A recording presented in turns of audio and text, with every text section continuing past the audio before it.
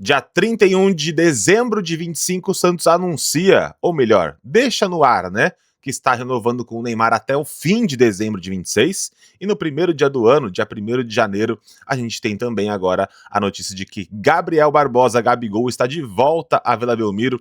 É o novo atacante, é o centroavante do Santos. Empréstimo com o Cruzeiro, vamos falar aqui também sobre o Neymar, sobre Gabigol. Felipe Loyola, vamos falar nesse vídeo também.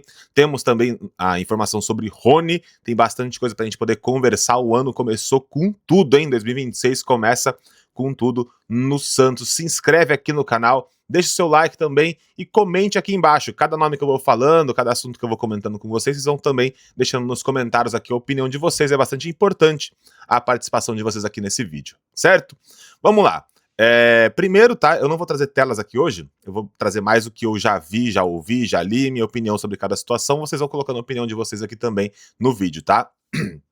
Neymar, tá? O Santos demorou bastante para anunciar a renovação com o Neymar.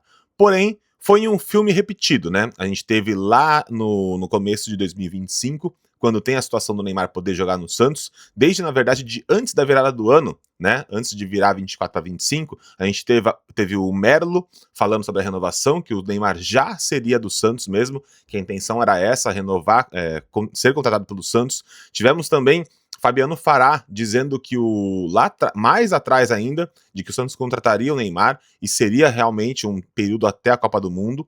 Porém, a gente tem agora uma extensão, vai até dezembro de 26. Neymar vai ficar a temporada inteira. Isso dá muito mais tranquilidade para o Santos. O Santos consegue ter um projeto esportivo muito melhor para 2026. O jogador que vai chegar no Santos, ele sabe que ele vai ficar até o final do contrato do Neymar. Então, se ele vai jogar, por exemplo, o Gabigol, ele chega agora e tem o seu empréstimo acertado até o final do ano, ele sabe que durante todo esse período ele terá um Neymar ao lado dele. Mesmo que no final do empréstimo ele acabe e o Gabigol não fique, se o Neymar acabar, por exemplo, não ficando também, ele sabe que ele ficou até o final do período do Neymar. Então, o Santos tem uma tranquilidade maior para contratar outros jogadores, sabendo que tem uma temporada inteira com o Neymar dentro do Santos. Diferente do ano passado, que eram 6 meses, depois se renovaram por mais 6 meses, teve todo aquele tumulto no meio do ano. Mas, de novo, a gente viu uma renovação no meio do ano meio conturbada, mas que o Neymar sempre deu tranquilidade, dizendo que ficaria de fato no Santos. Eram mais questões burocráticas, e de fato aconteceu isso.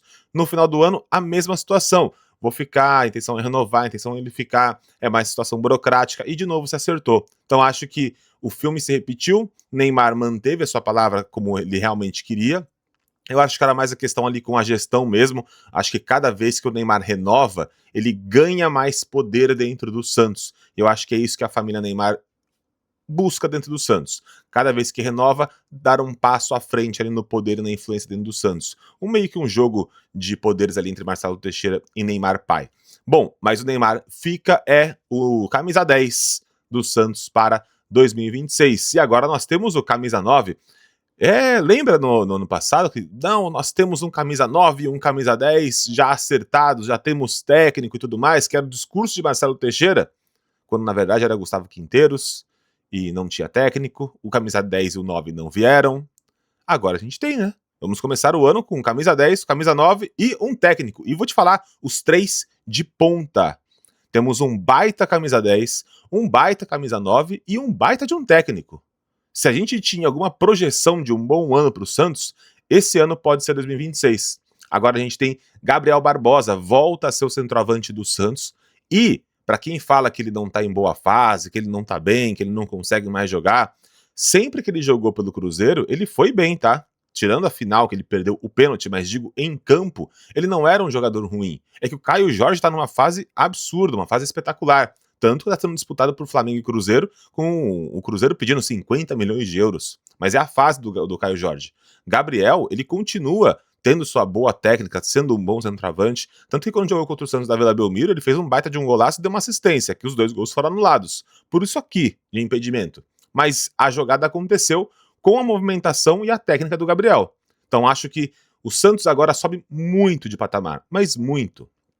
Tendo um cara pela direita, que pode ser o Roleiser, tendo o Neymar pelo meio e tendo o Gabriel na frente, eu acho que os 2 jogadores do meio, o Roleiser e o Neymar, vão ter muito mais chance de brilhar com assistências, com jogadas armadas, com movimentação, do que quando tinha com o Tiquinho, com o Lautaro, com qualquer outro atacante. Acho que o Gabriel, inclusive, vai potencializar muito o futebol dos dois. Porque é um futebol que agrega, é muito mais de aproximação, é muito mais de movimentação, diferente do Tiquinho, que é um cara mais paradão, diferente do Lautaro, que é muito mais de recomposição, de ajudar, um cara esforçado. O Gabriel não, ele agrega com técnica. Então, para mim, agora, além de tudo, a gente tem o Gabriel, que vai ajudar bastante no futebol, tanto de Roleiser quanto de Neymar e de outros jogadores. Eu acho que ele movimenta bastante, cria espaço, sai da área, ajuda na armação de jogadas também. Acho que o Gabriel é um cara que se encaixa muito bem no esquema do Vojvoda. Então, para mim, a gente tem agora um baita de um centroavante, um excelente segundo atacante, meia, que seria o Neymar, que para mim é um dos melhores que a gente tem no futebol até hoje.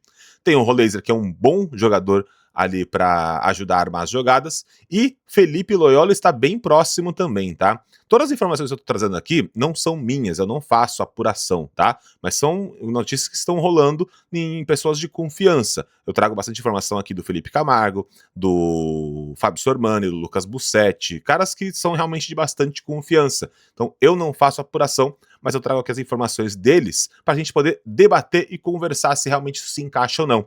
E para mim, se encaixa muito Neymar e Gabriel, se encaixa muito Loyola, que deve realmente chegar, o Santos deve pagar os 6 milhões de dólares, né, que o Independiente está querendo, mas é um cara que também é muito... se encaixa muito no esquema do Vojvoda. São jogadores, todos eles, muito versáteis. Jogadores, por exemplo, Loyola, que é um cara de bastante marcação, mas também ajuda muito mais à frente, é um cara muito mais segundo volante, mais parecido com o Zé Rafael do que com o Schmidt, por exemplo. Schmidt foi utilizado nessa função, mas porque não tinha outro. Agora a gente vai ter, por exemplo, Arão, Loyola, Zé Rafael, Bom Tempo, jogadores de muita dinâmica no meio de campo, e um cara muito mais combativo que é o Schmidt. Então a gente tem uma variação também de jogadores que dão alternativas para o Vojvoda poder mudar o jogo durante a partida. A gente tem o Barreal, que pode jogar pela ponta esquerda se ninguém vier, o Roleiser, que pode jogar mais pela direita. Então o time começa a se desenhar de uma forma muito versátil. Jogadores que são realmente dinâmicos dentro de campo, não são fixos, não jogam só na posição. Por exemplo, quando a gente tinha o Guilherme é só ponta esquerda. É um cara de recomposição para ajudar a marcar e aproveitar contra-ataque. E só. Schmidt é basicamente um primeiro volante, que foi improvisado como segundo volante, até rendeu. Mas rendeu só no final da temporada. Mas ele não era esse cara sempre no Santos. A gente tinha o Tiquinho, que era só centroavante, não tinha movimentação. Então agora a gente tem jogadores que mudam o jeito do Santos jogar e acho que se encaixam muito mais também com a questão do esquema tático que o Vojvoda gostaria de fazer dentro do Santos. E talvez a gente tenha o Barreal pela primeira vez jogando na sua posição, que é a ponta esquerda. Olha, eu sou bastante crítico, tá? A questão do Marcelo Teixeira. Acho, inclusive, que o contrato de Gabriel por 1 ano de empréstimo e também o de Neymar, renovado por 1 ano, é um gatilho muito, mas muito, muito, muito forte para Marcelo Teixeira argumentar sua reeleição no fim do ano.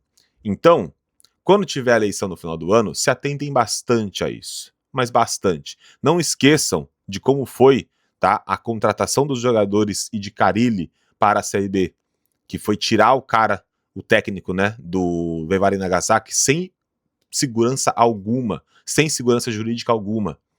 A gente não pode esquecer, tá, da forma que ele foi contratado e o risco que o Santos correu de pagar uma multa muito grande pro Nagasaki. Não pode esquecer dos jogadores contratados para a Série B com renovação automática absurdas como foram feitas. Jogadores contratados por valores muito, mas muito altos. Valores pagos que não... O Tassiano é um bom jogador, mas pelo valor que foi contratado foi extremamente criticado. E corretamente o valor criticado. O jogador não, mas a torcida não soube separar e acabou criticando o jogador. Os valores absurdos de Tiquinho Soares e de tantos outros jogadores que foram contratados. Tivemos acertos na gestão, mas os erros também foram muito grandes.